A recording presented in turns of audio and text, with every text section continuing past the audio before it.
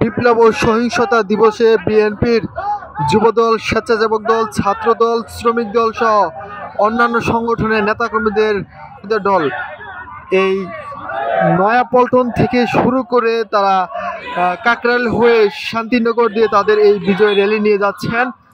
আমরা দেখতে পাচ্ছি এখানে শ্রমিক দল, স্বেচ্ছাসেবক দল, যুব দল, ছাত্র দল এবং বিভিন্ন ওয়ার্ড থানার বিএনপির নেতৃবৃন্দরা এখানে এই বিজয় র্যালিতে এসেছেন। আমরা দেখেছি যে বিএনপির শীর্ষ নেতারাও আজকের এই বিজয় র্যালিতে আছেন।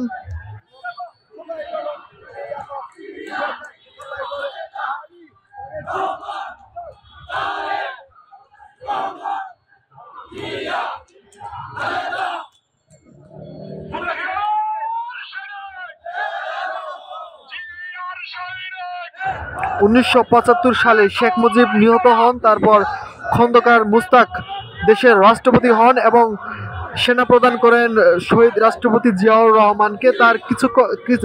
তার কিছুদিন পর আবার সেনা অভ্যুত্থানে খন্দকার মুস্তাকের ক্ষমতাচ্যুত হওয়ার পর শহীদ জিয়াউর রহমানকে জেলে রাখা হয়। তারপর আমরা দেখতে পেয়েছি যে ৭ নভেম্বর ১৯৭৫ সালে সারা দেশে সিপাহী বিপ্লব হয় এবং সব জনতা এবং সাধারণ জনতা তারা এই সিপাহী বিপ্লবে অংশ নেন এবং সেটি থেকেই এই ৭ নভেম্বর ঐতিহাসিক বিপ্লব ও সহিংসতা দিবস পালন করে আসছেন বিএনপির নেতাকর্মীরা। আজকের ৫০তম বিপ্লবী সহিংসতা দিবস তারা পালন করছেন এই বিজয় র্যালির মাধ্যমে। এখানে হাজার হাজার বিএনপির নেতাকর্মীদের ঢল আমরা দেখতে পাচ্ছি। বিএনপির ওয়ার্ড, থানা, স্বেচ্ছাসেবক দল, যুব দল, শ্রমিক দল, ছাত্র দল সকল অঙ্গ সংগঠনের নেতৃবৃন্দরা আজকের এই বিজয় র্যালিতে অংশগ্রহণ করছেন। তারা প্লে কার্ড, ব্যানার নিয়ে স্লোগানে আমরা দেখতে পাচ্ছি এই বিজয় র্যালিতে তারা বিজয় র্যালি পালন করছেন। হাজার হাজার নেতাকর্মীদের ঢল এই বিএনপির বিজয় র্যালিতে নয়াপল্টন থেকে শুরু করে তারা এই বিজয় র্যালি পালন করছেন।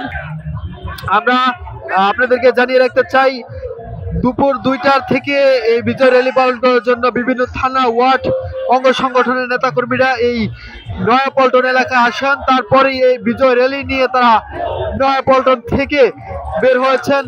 এখানে হাজার হাজার বিএনপির নেতাকর্মীরা রয়েছে। সেই ঐতিহাসিক ৭ নভেম্বর সেই বিজয় র্যালি